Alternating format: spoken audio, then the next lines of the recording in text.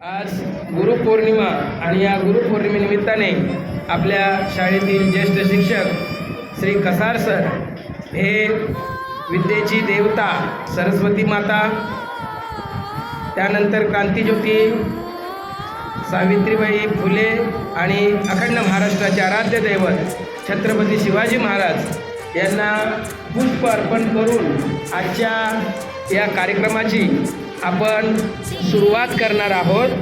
आज गुरुपौर्णिमा अर्थात आषाढ शुद्ध पौर्णिमा आणि या आषाढ शुद्ध पौर्णिमेलाच आपण व्यास पौर्णिमा म्हणून संबोधतो।